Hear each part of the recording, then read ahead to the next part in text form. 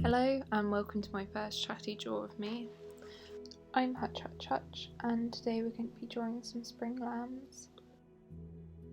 First of all, I'm just selecting the paper that I want to use for this project. I keep any scraps I have from other pieces, and then when I want to do something a bit sketchier I use up those little bits of paper.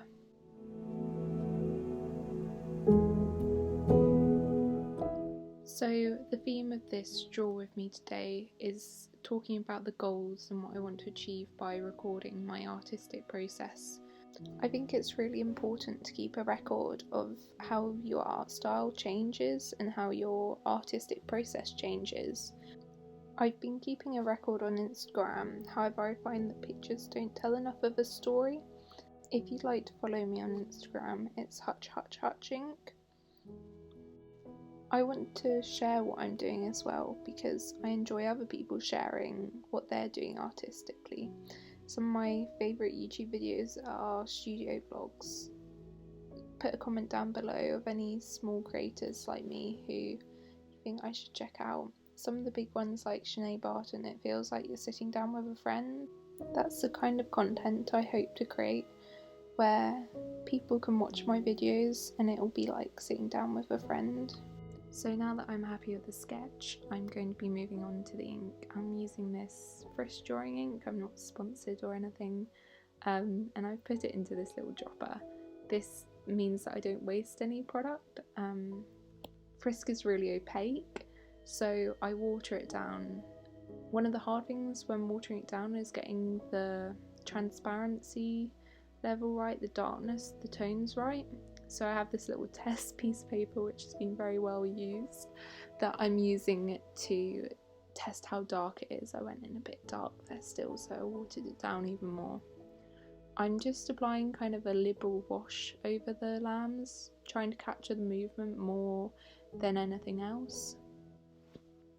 This style is very similar to what I used to paint like a long time ago, and I've kind of rediscovered it. I did a Draw This In style by an Instagram user called Colour Lime, so I'll leave a link to her down below. She's a really active part of the art community, and I love her stuff and I love her kind of community engagement. She always has artist support posts and she always has like draw this in your styles, and she did this really cute sleeping bunnies, so I did them, and then it got me back into using light washes with darker tones on top again. I'm really thankful because it's all I've been drawing for the last few days, all I've been painting. I've really been enjoying doing Draw This In Your styles, and I've been enjoying the art community on YouTube and Instagram, and I want to give back to it. I want to create content, the content that I enjoy and the content that has allowed me to come back to creating things and want to be creating things. When I was younger, I used to draw pretty much every day, and as I've slowly made my way into adulthood, I've lost that part of myself, and it's been really fun finding that part of myself again. I don't have any goals of things I'd like to produce. Over time, I think there are a few things like I'd like to create like a zine, I'd like to create some more art prints. In the future, I might have more goals which are set in stone for things I want to produce. However, I'm just going to follow that kind of artistic exploration to work out what I enjoy producing. I enjoy at the moment putting paintbrush to paper. I really enjoy how the ink sits on the paper and how the marks are made create an image, and so that's what I'm going to keep on making. Something I have allowed myself to explore, which I've always wanted to, was lino printing. There's some great lino artists out there, and I quite like the act. It's more tactile than painting. So I bought myself a kit about 6 months ago, and I've slowly been learning how to cut lino, how to get good ink coverage. My lino printing has improved massively over the months, however I'm still really struggling to translate an image or a sketch into a final piece, and that's something which is only going to come with time. Another thing I've been experimenting is with these filler kind of florals. So here I'm just making marks with the ink to make basic floral shapes, and I never used to do these. I spent a long time dodging florals, and actually they're really fun. They're fun to draw something which, again, it's more about the kind of shape than some highly realistic object.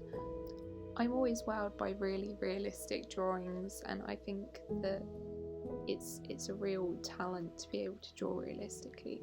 However, it's not something I want to pursue in my art style. It's something I appreciate and I have respect for.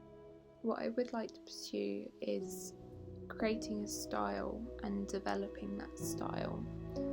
It's something that I think really defines you as an artist, is having a certain style that someone can look at a piece and be like, oh, that was done by so and so. I mean, that isn't the be all and end all. You've got some really famous artists like Maggie Hamling, who you never know what she's going to come out with next. However, I would like to develop a style in my work. That is something I would personally like to achieve. I don't know if that's going to happen, but it's something which I've been exploring. Over the last 6 months I've changed style quite a lot, and I've changed kind of my subjects a lot, and that's also okay. Like, yes, my end goal is to kind of have stylized pieces, but along that road, that creative exploration, I'm not going to hold myself back if I'm suddenly drawn to doing a certain type of art. Recently, just after Christmas, I was doing a lot of portraiture, a lot of digital portraiture, and I was really enjoying those pieces. However, I found that the amount of time it took to do those pieces was something I couldn't commit to on a regular basis.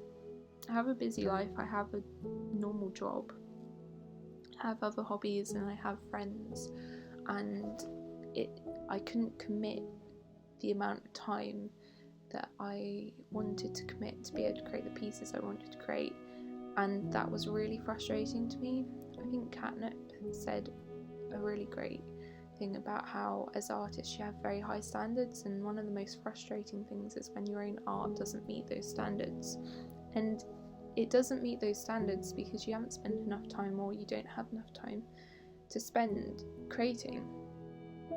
And so that's why I've kind of stepped away from digital portraiture. It's not something where I massively enjoy the process. I enjoy digital art, but I've come back full circle to traditional paintbrush and paper art because that's a process I enjoy, and I will still be doing digital art.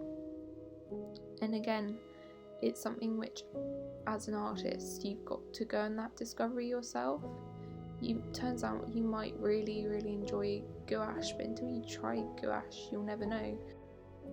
So I'm going to share some of these explorations and these trials and errors on this channel and on my Instagram, and hopefully you guys will come along with me and experiment with me. I think one of the great things about art is that you don't need lots of tools and supplies to create art. Ultimately, you only need paper. You can do things like origami and collage with just paper. Things like additional pens, pencils, paints only kind of elevate your creativity more. Going back to the piece that I've been working on now. So I finished most of the wash and the kind of dark details I want to do. One of the things with diluting the ink with water is that it will dry lighter. So here is the piece a little while later once it's all dried, and I want to put in some of the dark details. Why I've let it dry is to make sure that the dark black ink doesn't bleed into any of the wet areas. And also, now that it's fully dry, I can see where it does need those dark areas, where it has dried lighter or darker, and it's closer to the true value of the finished dry piece. So I've just got basically undiluted ink now, and I'm going in to do little details like the centres of the flowers, which just add a lot more depth to the piece, and those little details are kind of the finishing touches.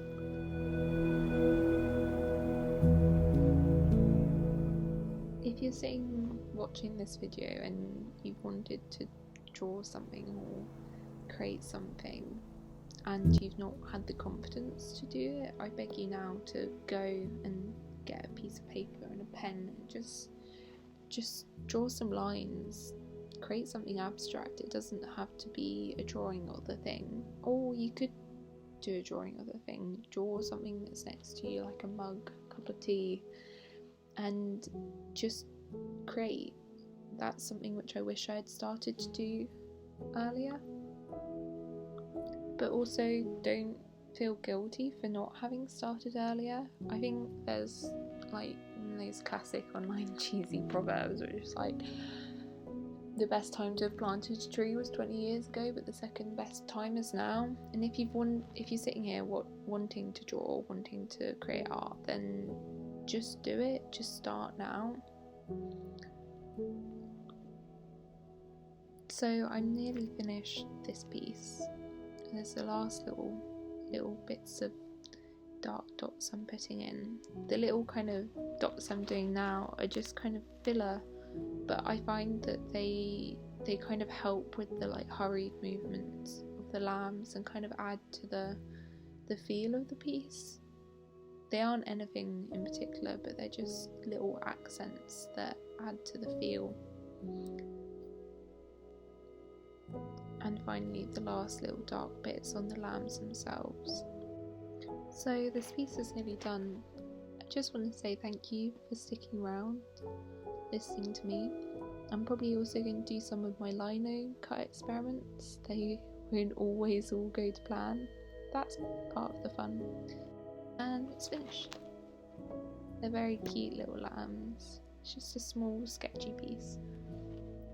If you enjoyed this, please like and subscribe.